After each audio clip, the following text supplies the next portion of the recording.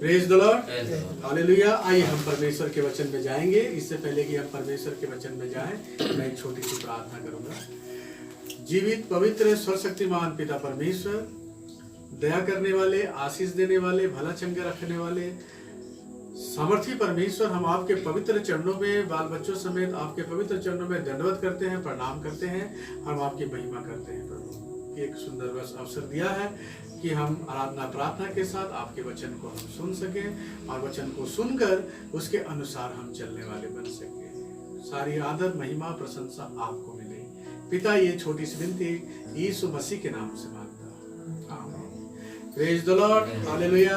आज मैं परमेश्वर के वचन से मैं आप सभी को एक चीज बताना चाहता हूं और हम देखेंगे प्रकाशित वाक्य और उसका 3 अध्याय और 14 पद को अगर हम पढ़ेंगे तो वहां पर परमेश्वर के वचन में हम लिखा गया है। प्रकाशित वाक्य 3 अध्याय और 14 पद में वहां पर हम पढ़ेंगे। लौदीकिया की कलीसिया के दूत को यह लिख, जो आमीन और विश्वास योग्य और सच्चा गवाह है और परमेश्वर की सृष्टि का मूल कारण है, वह यह कहता है कि 15 पद में, मैं तेरे कामों को जानता हूँ, मैं तेरे कामों को जानता हूँ कि तू ना तो ठंडा है और ना गर्म, ना तो तू ठंडा है ना तो तू गर्म है।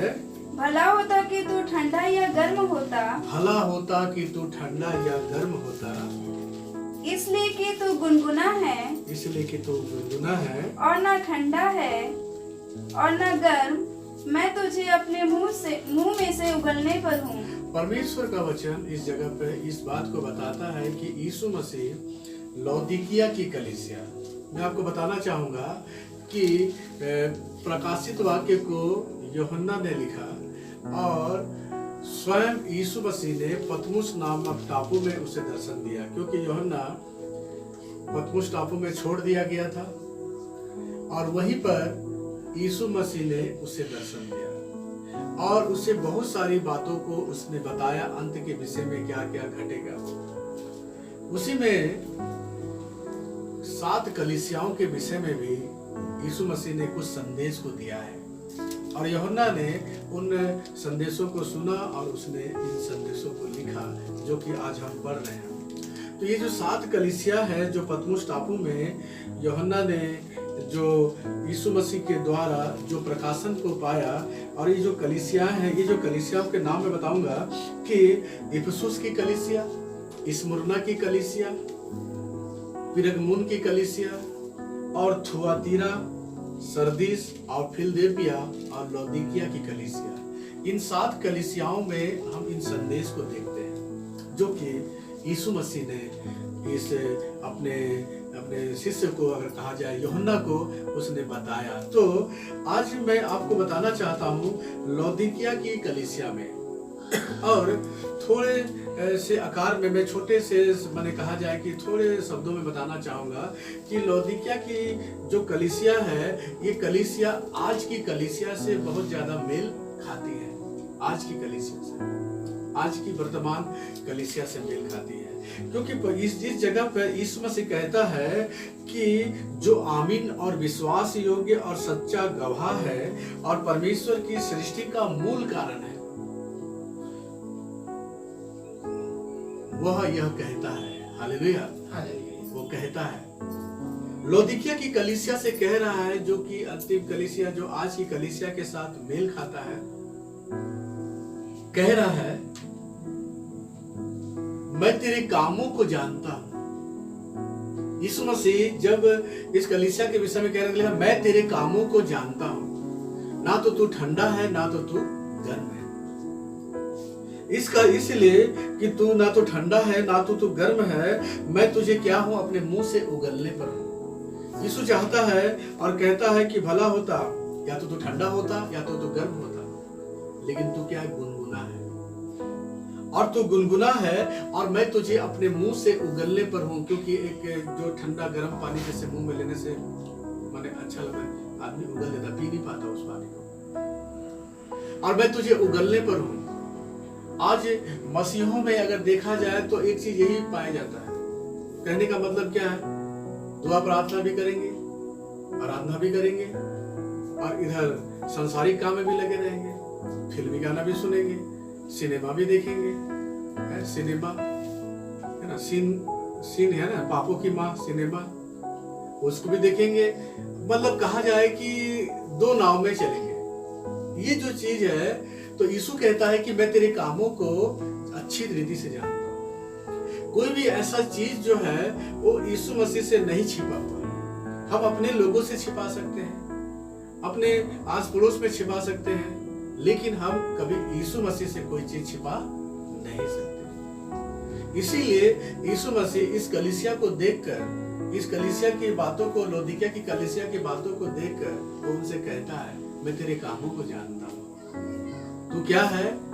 तू गुनगुना है, ना तो ठंडा है ना तो तू गर्म है। तेरे अंदर में दोनों चीजें पाई जाती है। कहने का मतलब ये है कि हर बातों में क्या है, तो इधर पवित्रता का भी ढोंग करता है और इधर क्या है, अपवित्रता का भी काम करता है। क्योंकि पहला पत्रस उसका 1 अध्याय, और अगर हम 15 पद में देखें तो वहां पर परमेश्वर का वचन कहता है, परमेश्वर के पत्रस वहां पर इस बात को पत्री में लिखता है, पहला पत्रस उसका 1 अध्याय 15 पद को, पर जैसा तुम्हारा बुलाने वाला पवित्र है। यहाँ पर पत्रस इस बात को कह रहा है कि जैसे तुम्हारा बुलाने वाला पवित्र है, वैसे ही तुम भी अपने सारे चाल चलन में पवित्र बनो। यहाँ पर अगर हम देखें जो पढ़ा गया, तो वहाँ पर क्या है, अपनी सारी चाल चलन में क्या बनो। ऐसा नहीं बोला कि आधा चाल चलन पवित्र रखो और आधा चाल चलन अपने हिसाब से रखो, संसारिक हिसाब से रखो, ऐसा नहीं बोल रहा है। पतरस अपनी पत्री के माध्यम से इस बात को लिख रहा है, इस परमेश्वर के वचन को, कि तुम्हारा बुलाने वाला पवित्र है और तुम क्या करो, अपने सारी चाल चलन में। फिर से पढ़ना पड़ता है, फिर से। पर जैसा तुम्हारा बुलाने वाला पवित्र तो है, जैसा तुम्हारा बुलाने वाला पवित्र है, वैसे ही तुम भी अपने सारे चाल चलन में पवित्र बनो। सारे चाल चलन में क्या बनो, पवित्र बनो, क्योंकि लिखा है पवित्र बनो क्योंकि मैं पवित्र हूँ। क्योंकि लिखा है पवित्र बनो क्योंकि मैं पवित्र, अर्थात परमेश्वर पवित्र है और वो चाहता है कि वो जो उसके पास आते हैं वो पवित्र बने, और इस कलीसिया में पवित्रता की कमी थी। लौदीकिया की कलीसिया के अंदर पवित्रता की कमी थी। ये कलीसिया सोचती थी कि मैं बहुत धनी हूँ। ये कलीसिया सोचती थी कि मेरे पास सब कुछ है। ये कलीसिया हर बातों में, अगर हम इसके नीचे पढ़ते जाएं तो हमें बहुत सारी बातें मिलता है कि ये सोचे 17 पद को अगर हम देखें, प्रकाशित वाक्य 3 अध्याय उसका 17 पद में, तू कहता है कि मैं धनी हूँ। ये कहता है कि मैं धनी हूँ और धनवान हो गया हूँ। मैं धनवान हो गया हूँ, बहुत पैसे वाला हो गया हूँ। ये कलीसिया इस तरह से सोचती थी।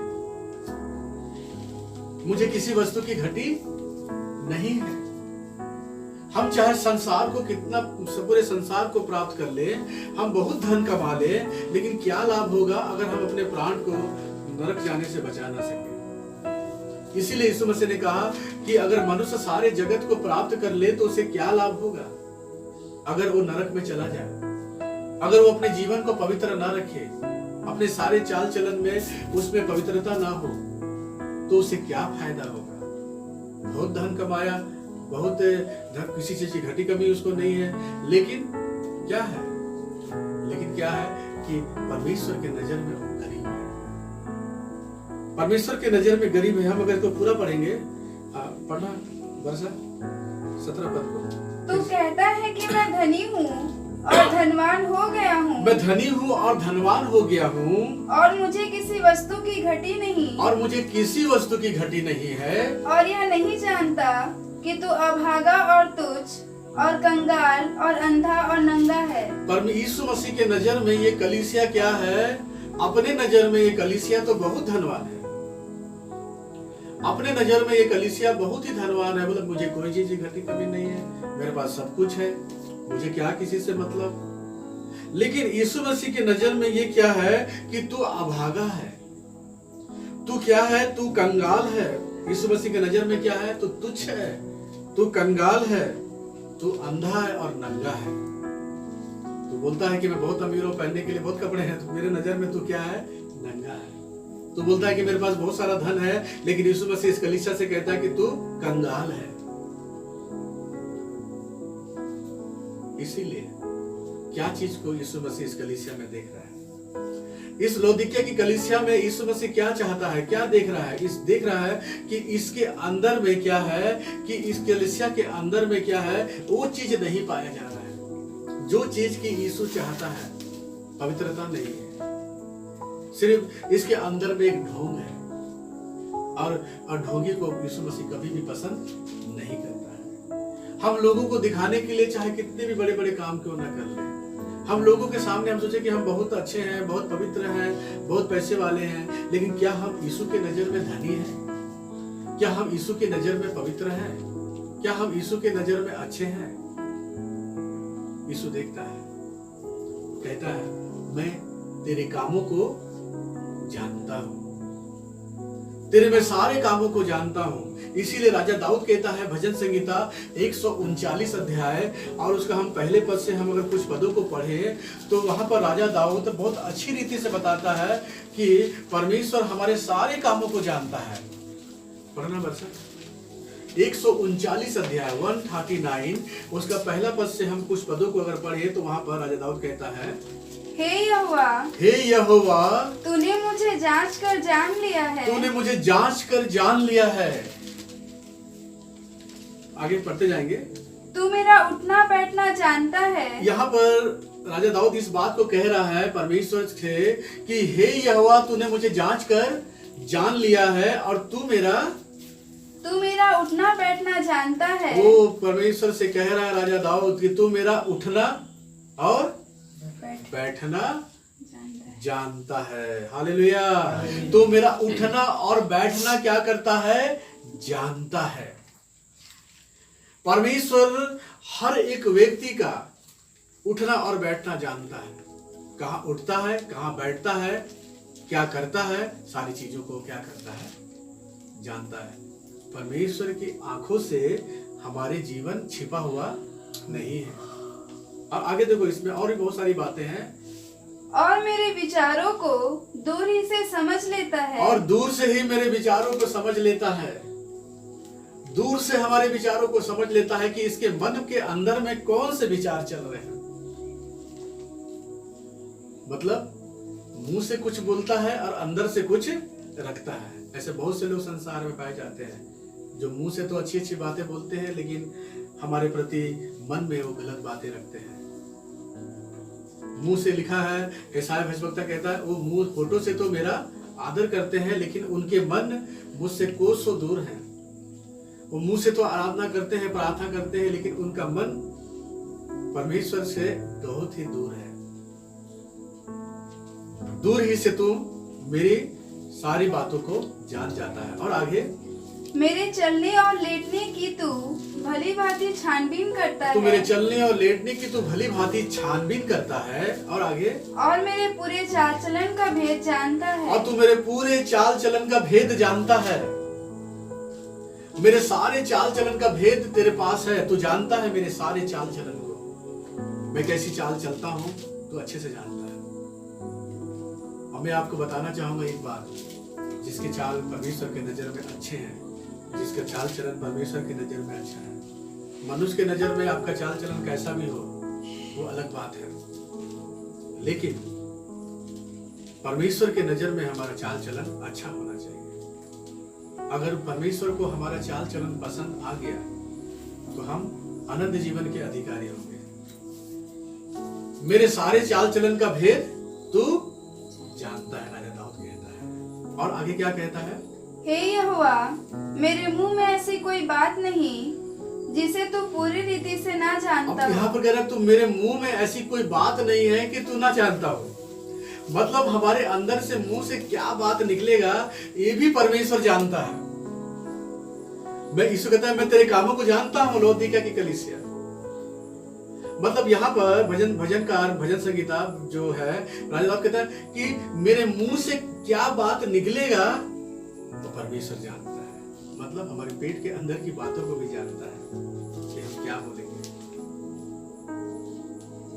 इतना बुद्धिमान और स्वर्गज्ञानी परमेश्वर है, उसके हाथों से कोई बच नहीं सकता है। और अगर हम अपना बचाव सोचें, आगे तूने मुझे आगे पीछे घेर रखा है। देखो, तूने मुझे आगे पीछे घेर रखा है। हर चीज, हर बातें परमेश्वर जानता है। अगर मैं आगे और अपना हाथ मुझ पर रखे रहता है। अपना हाथ मुझ पर रखे रहता है। यह ज्ञान मेरे लिए बहुत कठिन है। यह ज्ञान मेरे लिए कठिन है, मैं इसी को समझ नहीं सकता। लेकिन परमेश्वर सब कुछ जानता है, सब तरफ से मुझे जानता है। आगे पीछे मुझे घेर के रखा है, अपना हाथ मुझ पर रखे रहता है। जो प्रभु में धर्मी है, पवित्र है, प्रभु उनको हमेशा बचाता है, रक्षा करता है। और जो प्रभु के प्रति भरोसा रखे हुए हैं, आश्रित हैं, उनको सही मार्गदर्शन देता है। बेटा, ये मार्ग है, इसमें चल, ये कार्य कर, ऐसा कर, ये प्रार्थना कर, है ना। कभी कभी परमेश्वर हमें रात में उठा देता है, चल बेटा प्रार्थना कर, बेटी प्रार्थना कर, आराधना कर। वो क्या करता है कि वो चाहता है कि ये मुझसे प्रार्थना कर। Praise the Lord. क्योंकि वो उनके चाल चलन प्रभु को क्या होता है, पसंद आ जाता है। तो प्रभु चाहता है कि प्रार्थना करे मुझसे, ये मेरे संगति में आए। उसका हाथ आगे पीछे मुझे घेर के रखता है। उसका हाथ क्या होता है, हमारे ऊपर रहता है। जिसके चाल चलन को प्रभु पसंद करता है। लेकिन जिसके चाल चलन बुरे हैं, गलत हैं, उनको क्या करता है, वो छोड़ देता है। उसके इच्छा के हिसाब से छोड़ देता है उसको। लेकिन जो अच्छे चाल चलन में है, पवित्रता में है, अच्छे से अपना जीवन जी रहे हैं, प्रभु उनसे खुश है, तो उनके लिए प्रभु कार्य करता है। उनके लिए भलाई को उत्पन्न करता है, उनको बचाता है, पाप से बचाता है, शैतान से बचाता है, और हर एक संसार के हर एक बातों से क्या करता है, बचा के रखता है। और आगे बढ़ेंगे उसके, और आगे, यह गंभीर और मेरी समझ से बाहर है। मैं तेरे आत्मा से भागकर किधर जाऊं, या तेरे सामने से किधर भागूं। मैं तेरी आत्मा से भागकर किधर जाऊं। 7 पद में है ये वाला। मैं तेरी आत्मा से भागकर किधर जाऊं, या तेरे सामने से किधर भागूं। मैं परमेश्वर से भाग नहीं सकता। परमेश्वर से मैं कहां भागूंगा, मैं कहां छिपूंगा। 8 पद में लिखा है, यदि मैं आकाश पर चढ़ूं, अगर मैं आकाश में चढ़ जाऊं, तो तू वहां है, तो परमेश्वर वहां पर है। और यदि मैं अपना बिछौना अधोलोक में बिछाऊं, अगर मैं अपना बिछौना अधोलोक में बिछा लूं, तो वहां भी तू है। मैं धरती के पूरे नीचे चले जाऊं, वहां पर भी तू क्या है, परमेश्वर है। मैं कहां जाऊं, मैं कहां भाग सकता हूं। जब मैं जानता हूं कि मैं परमेश्वर के हाथ से भाग नहीं सकता, मैं कहीं नहीं जा सकता, तो मैं क्या करूंगा, मैं अपने जीवन को क्या करूंगा, परमेश्वर के हाथों में दूंगा। मैं अपने जीवन को परमेश्वर के हाथों में दे दूंगा। हे प्रभु, तू ही है सब कुछ, तू ही बचाने वाला है, तू ही आशीष देने वाला है। मैं अपना जीवन तुझे देता हूं, क्योंकि मैं उससे कहीं भाग कर नहीं जा सकता। और सब कुछ, मेरा सारा भेद उसके सामने खुला हुआ है। कुछ चीज भी छिपा हुआ नहीं है। तो मैं कहां जाऊंगा, प्रभु ही मेरा सहारा है। मैं अपने जीवन को बदलूंगा।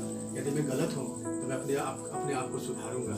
तो हे प्रभु, मैं सब कुछ छिपा सकता हूं, लेकिन मैं आपसे छिपा नहीं सकता। तो मेरे सारे से उठना, बैठना, लेटना, चलना, फिरना, मेरे मुंह की बात को आप जानते हैं मेरे प्रभु। मैं आप पर ही आश्रित रहूंगा, क्योंकि स्वर्ग और नरक देने का अधिकार यीशु मसीह के हाथ में है। और वो प्रभु सब कुछ हमारे विषय में जानता है। हम सबको ठग सकते हैं, लेकिन हम यीशु मसीह को ठग नहीं सकते। धन्य है वे, लिखा है भजन संहिता 65 अध्याय में लिखा हुआ है कि क्या ही धन्य है वो व्यक्ति जिसको तो चुनकर अपने समीप आने देता है। भजन संहिता 65 अध्याय और उसका 4 पद में ये वचन लिखा हुआ है। भजन संहिता 65 अध्याय और 4 पद में पढ़ना वर्षा। क्या ही धन्य है वह, क्या ही धन्य है वह, जिसको तू चुनकर अपने समीप आने देता है। जिसको तू चुनकर अपने समीप आने देता है, कि वह तेरे आंगनों में वास करे। वो तेरे आंगनों में वास करे। हम तेरे भवन के अर्थात तेरे पवित्र मंदिर के उत्तम उत्तम पदार्थों से तृप्त होंगे। हम तेरे भवन के अर्थात तेरे पवित्र मंदिर के उत्तम उत्तम पदार्थों से तृप्त होंगे। क्या ही धन्य है वे जिनको चुनकर परमेश्वर अपने करीब आने देता है। किनको अपने करीब आने देगा, किनको वो चुनेगा। यूहन्ना 15 अध्याय में लिखा हुआ है, नहीं पढ़ेंगे इसको हम, मैं बता रहा हूँ। यूहन्ना 15 अध्याय है ना, 15 अध्याय और 16 पद में लिखा हुआ है वहां पर कि तुमने मुझे नहीं चुना परंतु मैंने तुमको क्या किया है, चुना है कि जाकर क्या करो, फल लाओ। और अगर हम देखें यूहन्ना उसका 6 अध्याय और 37 पद में और 44 पद में वहां यीशु मसीह कहते हैं, अगर कोई भी व्यक्ति यीशु मसीह के पास नहीं आ सकता जब तक कि पिता उसे चुनकर आने ना दे। कोई नहीं आ सकता यीशु मसीह के पास जब तक कि परमेश्वर ना चाहे। हमने नहीं चुना यीशु मसीह को। अगर हम सोचे कि हमने चुना है यीशु मसीह को, नहीं, हमने नहीं चुना, उसने हमें चुना है कि हम आशीष पाए, उद्धार पाए।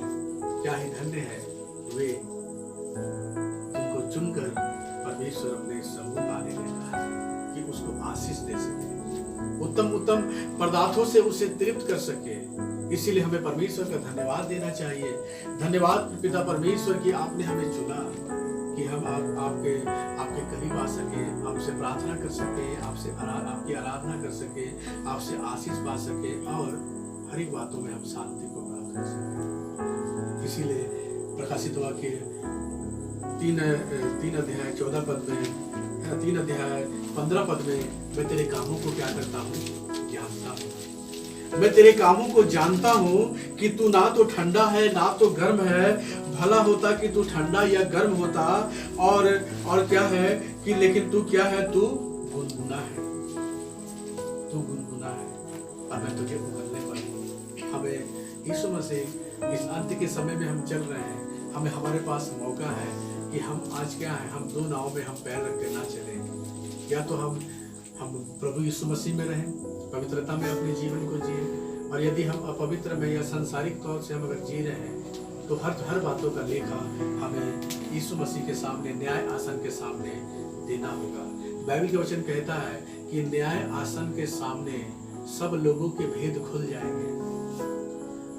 प्रभु का जब न्याय आसन लगेगा और जब लोग, लाखों लोग, करोड़ों लोग, अरबों लोग उसके सामने खड़े होंगे, जब परमेश्वर न्याय करेगा, यीशु मसीह जब न्याय करेगा तो वहां प्रत्येक लोगों का भेद खुल जाएगा।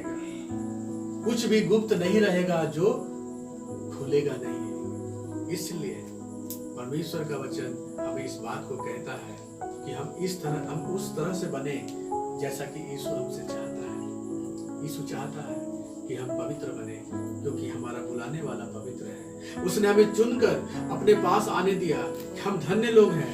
हम क्या ही धन्य है जिसे चुनकर प्रभु अपने पास आने देता है। तुमने मुझे नहीं चुना परंतु मैंने तुम्हें चुना है, ऐसा परमेश्वर का वचन कहता है। तो इसीलिए हमें चुनकर लाया है कि हम क्या हो जाए, हम पवित्र बन जाए, पवित्र बने, प्रभु में हम पवित्र बने और अपने जीवन को पवित्रता में जिए। इस अंत के समय में जो अपने आप को पवित्र रखेगा, संसार की अभिलाषाएं, आंखों की अभिलाषाएं, दुनियादारी से अपने आप को बचाकर प्रभु की संगति में अपने जीवन को जब जिएगा, प्रभु में रहकर प्रार्थना आराधना में अपने जीवन को जिएगा, अपने जीवन को, अपने शरीर प्राण आत्मा को प्रभु के लिए समर्पित करेगा, प्रभु क्या करेगा, प्रभु उसको आशीष देगा। Praise the Lord, hallelujah. और परमेश्वर वचन कहता है कि